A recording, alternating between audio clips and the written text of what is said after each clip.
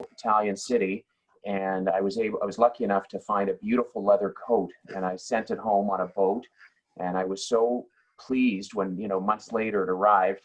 Adam at 19 went to Europe and came home with a trophy wife, and that's a true story. So few of you know that.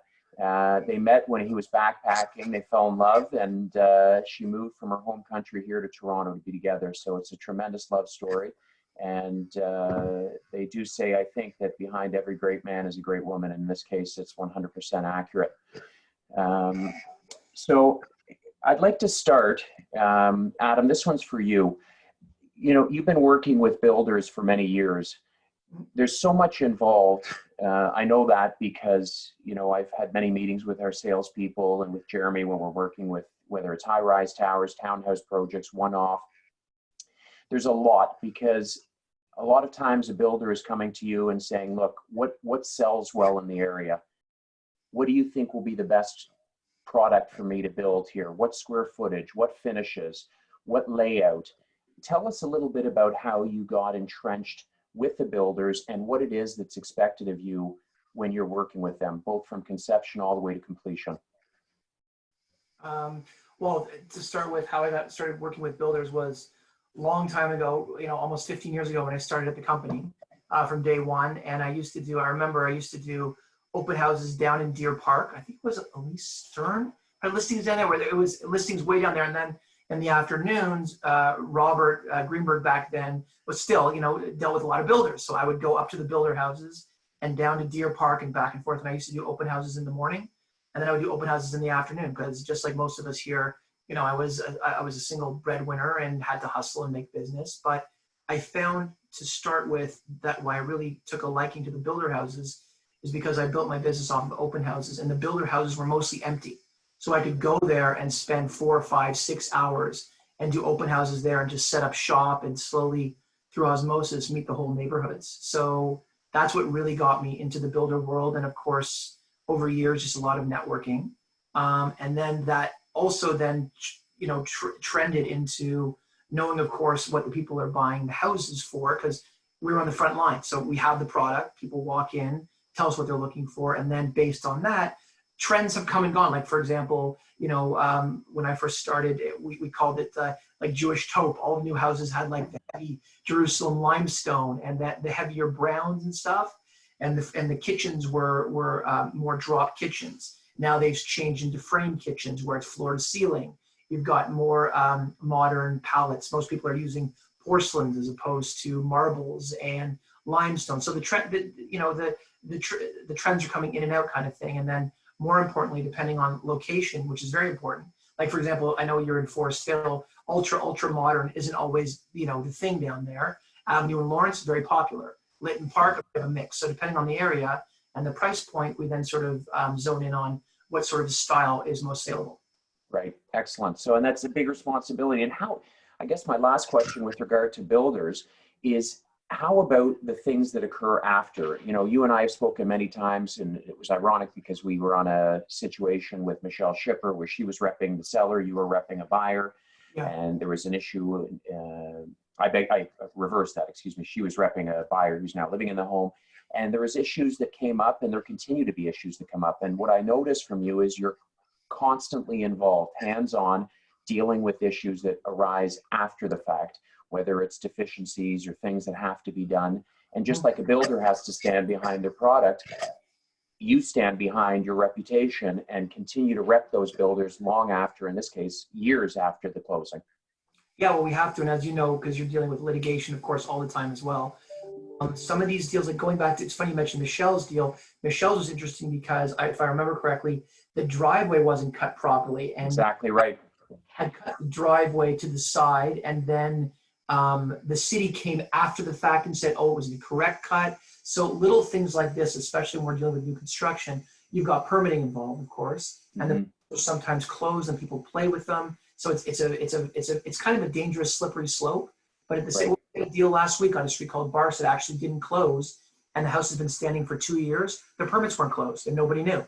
So again, with all these builders, it is a lot of. It's not easy, but I found that I have liked it. First of all, I love obviously what we do, but I find that it's a great way of, again, being front and center to the neighborhood, because you are kind of representing these top end premium homes. And people come in and that you get great feedback from them. And it's also a terrific, terrific way to beat the neighborhood. That being said, I also have to stand behind a lot of these products because it is dangerous. We have had a few homes here or there which weren't built well. We have had a couple of hiccups, but you're right. For the most part, we have to stand behind our product. You're right, because if not, these deals can slide sideways very quickly. Right, absolutely. And just to close the circle on that with regard to builders, what's nice is that, you're not telling people who are buying your builder's products, hey, look, you know what, the deal closed 2 years ago, go fly a kite. You're still hand-holding and you're still getting involved. And that speaks a lot about you and the way you're handling your reputation. Birgit, I'd like a question for you. One of the things that I've noticed is with branding, you've been very vigilant in making certain that the AW brand isn't diluted and that it's front and center, and you're really building not just a reputation, but a brand also. Can you speak to that a little bit in terms of online and offline marketing? Yeah, sure. Although I'm really not, thank you for calling me a rock star. I'm really not. I'm just trying to stand behind my husband. Go on. Yes, it's very important to have that logo and the logo recognition. I think we have success there where it is recognized. And he's always has the minimal approach where he wants to put less on the billboard just to pop out the AW and put it everywhere. We just ordered new signage just to focus on that. And I feel confident that people in our neighborhood would recognize it because I pop it everywhere. And I encourage everyone to get a logo going, have that brand. It's very important to put it everywhere. It has to be, I should be on your phone. You can put it in the emails, you can put it on your Instagram, everything, your photos. Excellent. Brand recognition, absolutely. I see we've got a ton of people on this call, which is fantastic. And I've got a list of questions, but I want to ask one more because I think it's critical. And then I'm going to open the floor, but as I said, I've got many more.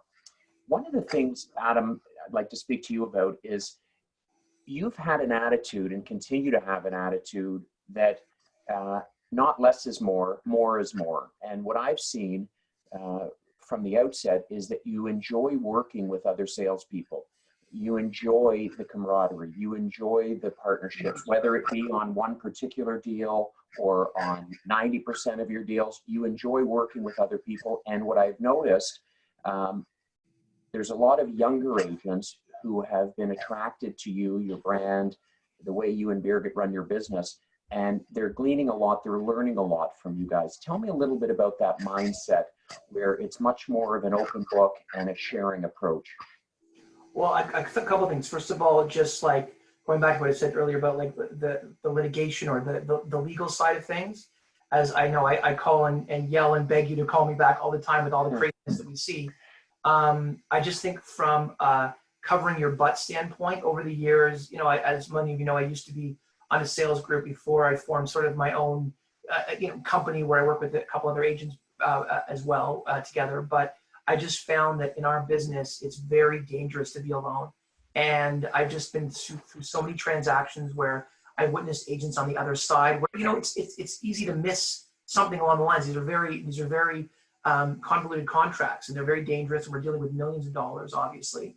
And if you miss the littlest thing, I really find it really important to have someone on my back. So in all these things that I do now, I just, yes, I earn less money per deal, but I just find it's for the long run, for keeping a good name, not having any accidents in sense of like overlooking stuff, just not even sloppiness, just there's so much that goes on. It's not worth it, in my opinion, to risk, losing something or risking a deal for a few $1,000 here or there.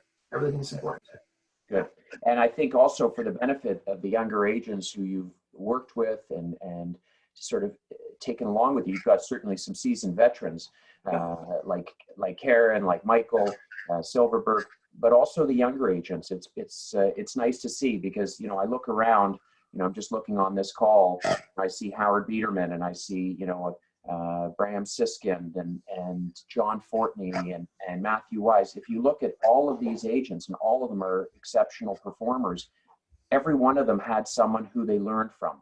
Every one of them.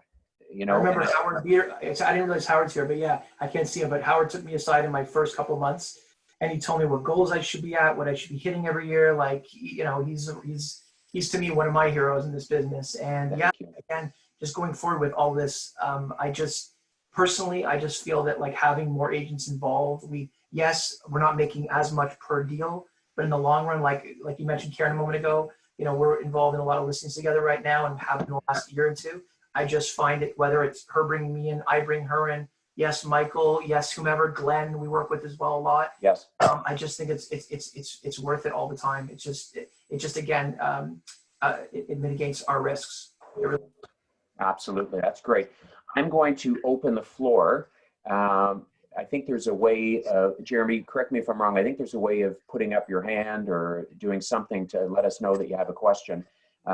If you don't, that's fine too, because I've got a laundry list of questions that I'm dying to ask. So I'm going to leave it up to Jeremy to see if anyone has got something that they'd like to discuss. Well, there aren't any hands up, but, you know, everyone has the opportunity and ability to unmute themselves. So if you have something, you know, feel free to shout it out. Otherwise, you know, we'll just leave it with Mike until you've got a question. Perfect. Excellent. So I'm just looking around my screen to see if I have any hands up. So I'm going to continue on then. One of the questions, and I think a lot of us are, you know, impressed with, is that, you know, you guys are taking safety first. That, thank God, the entire office is taking that position during this time. Yet you're incredibly busy and transactional. You're in a fortunate situation in the sense that you're dealing with builders who have a lot of vacant homes. And for them, talking about an essential service, and I've talked about this in our sales meetings, when a builder has a property, every day that goes by that they remain unsold is more money lost. So for them, it's a business. It's not their principal residence. It's something that they do for a living. So their business must continue moving on. They have soft costs and hard costs that continue to accumulate as days progress. So tell us a little bit about how you've taken the business virtual. I'm always impressed as I get, you know, let's go for a tour or other emails that you're sending online and offline, social media, etc. Yeah, well, so first of all, we've actually been very fortunate the last couple of weeks. On a good note, to stay positive for everyone, we've sold a lot of houses, which has been great, just to keep everyone's, you know, positive thinking. But I will say, I don't want to, you know, beat around the bushes in the sense that the unit prices are lower. Like the units that we've sold have been under $2 million. I know of a number of sales that are over 2. I have a friend of ours from another company who sold a house this past week for 3.7. I know another one on Lee's side for 3.5. I hear of a story here or there of some houses that are hitting the 3+, which is a lot of our marketplace that we deal in. I've got to say, like, a lot of the new listings that we do have that are 3 million plus are sitting right now. We are doing the extra advertising and the virtual walkthroughs and such, but the showings have pretty much dried up. I'm hoping that next week, with the doors, so to speak, slightly opening again to us, we're going to probably relaunch a number of the listings again, because I'm hopeful that the spring market is shifting into the summer, with obviously our kids not going to summer camp and the cottages, and a lot of people will be in the city. So I'm hopeful that we'll sort of just have a shift into summer from what our spring market should have been. But you're right, Mike. Going back to the builders, everyone's sort of on hold right now. They're trying to breathe, like we all are. And yes, they're burning, for the most part, quite a bit of money. And I think everyone's just hoping that the sales sort of stay stagnant so they can then get out the gates, because we're not looking to drop prices now, which of course sets the negative sort of message out there in the world, right? We don't want to start dropping prices if we don't have to. No, absolutely. The stats aren't there to back it up that we have to do it right now anyway. Sorry, Janine has her hand up and has a question. Oh. I'm going to read it for you, and then I have a follow-up. What social media do you participate in, and do you get a noticeable reaction from it? Or I guess, which ones do you get the most reaction from? Sorry, Jared, what was the first part of the question? I didn't hear you. Which social media channels do you participate in, and which do you get the most notable reaction from?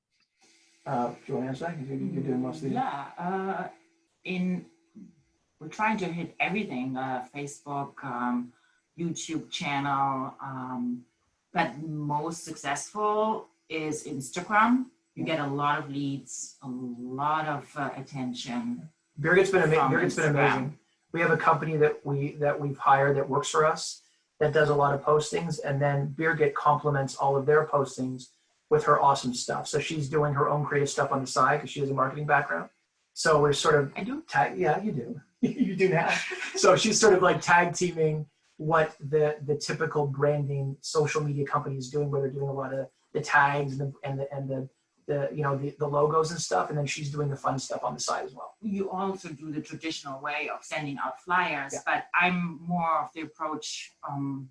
When we started Instagram, I saw that as the new database. I thought that the old way of sending a lot of emails every week, every month, I usually unsubscribe. I don't know what you guys are doing, but I don't want a lot of emails in my account that are just appetizing or not really fundamental to anything. So I love Instagram. Everybody sees it for a split second. They can either like it, and then I know they're reacting to me and I can react back to them. I think that's the new way of having a database. That's your Rolodex, essentially. That's your fan base. They are interested in your product. You know it. You see it in the likes and in the comments, and you can instantly react to them. So I'm not even a big fan of flyers anymore. I think it's going to all change in this faster world. You know, it's interesting you bring that up, Birgit. I'm happy you did, because, you know, I think a lot of people are concerned, are fearful of social media because they're not familiar with it. And, you know, one of my favorite questions that I got many years ago is when the fax machine came. Harvey brought one from the US, and someone said, well, I'm never going to use it. I don't know how in God's name it works. And so Harvey said, well, tell me this, how does your telephone work? I said, I don't know, but you still use it. So social media, and by the way, I'm not a person who, you know, is out there from a social standpoint. I should, you know, be completely transparent in this. But a number of weeks ago, I was asked to be interviewed on Instagram Live. Now, thank God I had my kids at home because they got me on and got me set up. But, you know, it's amazing because I said to my kids, I said, you know, when I was on that live program, the next minute, an ad came up for something that I was dying to own. And then another ad came up and they said, welcome to AI. They know exactly what you want based on what your preferences are. They hear you, they know you. And if you think about it for a moment, and you think about newspapers and what's transitioning out of that business and what's happening right now with flyers and how long people keep it. I remember years ago, I was in a training course and they said, you know, consider flyers being attracted to the circular file, which is the garbage can. They're all going in. It's a matter of, are they going to look at it for 1 second, 2 seconds, 3 seconds, or maybe 4? And the world is really making a transition, I think now more so during this COVID situation than ever before, into social media. It's just incredible. It's like growing by leaps and bounds. So what I would challenge people out there is take the time now, learn it, understand it, get comfortable with it. You know, Zach Fenwick told me a story. I loved it. He said he had a condo downtown with a beautiful view of the skyline. And he got a phone call from somebody he never knew. And they said, wow, that's a beautiful view. Where is it? Well, it was at King of Bathurst. What are you looking for? Well, I need something a little bit, you know, just south of the village. He sold one of the units on Russell Hill, south of St. Clair, for $3.5 million on an inquiry from Instagram on a building that was totally unrelated. So these are the types of stories, and this isn't like a one-off. People can tell you story after story after story about social media. It really is something to take some time on. Jeremy, I'm going to pass it to you if you had a follow-up question. Yeah, I'm just curious, you know, if Instagram is such a big part of your marketing, and, you know, I see it, for example, when we share one of your properties on the Harvey Callis channel, you tend to get more eyeballs than maybe, you know, another agent would. And interaction, but, you know, the interaction on Instagram is like, you know, claps, you know, or just a couple of words like fabulous. How do you go from claps and fabulous to having an in-person meeting? Well, no, I was just going to say, I think it's just a matter of consistency, Jared.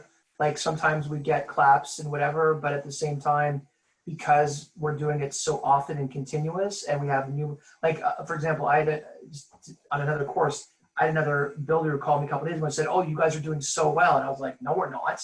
You know, I'm thinking to myself, like, we're not doing well at all. Like we're shut down COVID time. But the perception of people on Instagram is because we're always doing stuff proactively, people think stuff is moving, and whether it is or it isn't, it's the optics of it. So sometimes we get claps, but those claps then lead to a lot of messages. We get messages like every day of people asking about properties, what's available, agents, individual people shopping. I think it's kind of like just branding in general. Like we're all trying to do is, if you're consistent with it, kind of like the old school farming that we did a lot as well, of like the flyers. If you do it enough, people just, you get in people's head and they just start to react to it. Right? I would like to add to that. That's okay. Go for it. Adam has these beautiful photos, and I remember starting out, how can we use them? So Instagram is all about photos. So I started just popping the photos. Actually, the first thing I did was I Googled Instagram for Dummies, because I didn't even know, I do not have a marketing background. Maybe now after a bunch of years, I can claim a little bit of that. But so popping beautiful photos. If you don't have photos, go ahead, take Adam's photos, contact Hara, or go to any other agent that has great listings. He doesn't mind if you pop his listings, his photos on your Instagram. If you have the etiquette of mentioning him as a listing agent, we would love to spread the love. Let's work together as a network. The more the merrier. You will profit from his followers if you tag him, and we will profit from yours, or he will profit from his listing being sold, hopefully, and the word is getting out. So it's all, we have to grow as a network. We have to see us as a big family. And we're so fortunate to be with Javi Callis. I love what you're doing marketing-wise. Susan, Jeremy, applause to you as well. I learned a lot from those courses, and I advise everyone to check into those and follow you. I get tips and tricks from you guys too.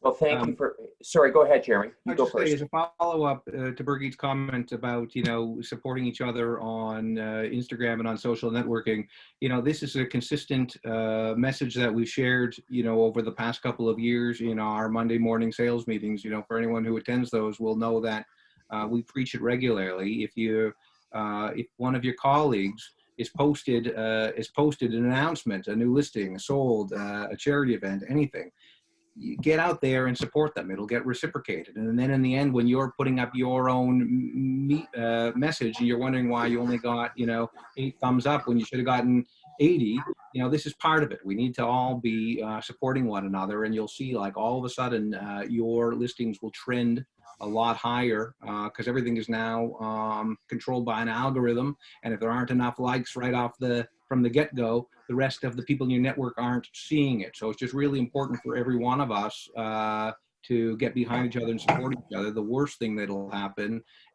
is you'll support a colleague. The best thing that'll happen is someone in your network might see a listing that they were unaware of and give you a call to ask about it.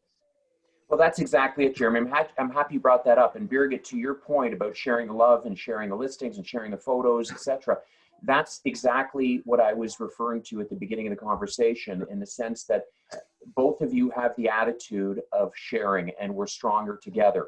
And I think that's really, really important. I mean, all the way from the top to the bottom, and social media fits right in there beautifully, because, I was on a seminar yesterday. It was one of the best I've ever attended.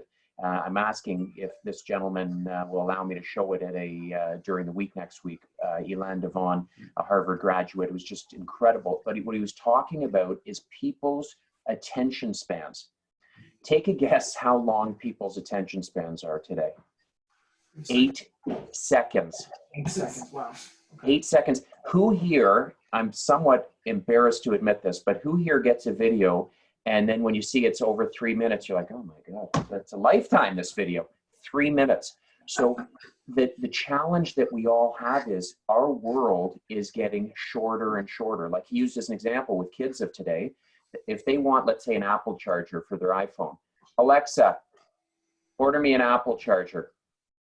4 to 10 hours later, it's arriving on the door. Do you think anyone who's over 50 and on this call can even relate to that? So think about where their attention spans are. And when they say the word immediacy, how important it is. So then you take that up the ladder to, millennials and the clientele that you could be dealing with. It goes all the way up. But, you know, it's a cute story is my mother, who I think is on this call, she just entered the Instagram world a couple of Fridays ago. She wanted to see our kids doing a little song or something. And now she's hooked on it. So, you know, it's amazing. This is the audience today, and we really have to embrace it. And I think all of us during this time, I don't want to say we're being pulled, but it's certainly showing us the importance of the digital world, ways of promoting our homes, promoting ourselves during a time when face-to-face visits are done at an absolute last resort. So I'm going to open the floor before, Jeremy, you see if there's anyone with their hands up. And then Janine has a oh, okay, go ahead, please. Just a practical one about Instagram and Facebook and you know, your rhythm. How often are you posting on each of these channels, and you know, what's the frequency? Yeah, it's automatic. So Instagram automatically uploads to Facebook. That's okay. I'm like my husband. He takes phone calls at midnight or 6 a.m. in the morning. So if I can't sleep, I prepare it already. I try to set a reminder. My phone pings me every 9 a.m., 12 noon, 3 o'clock. I try to do it before dinner.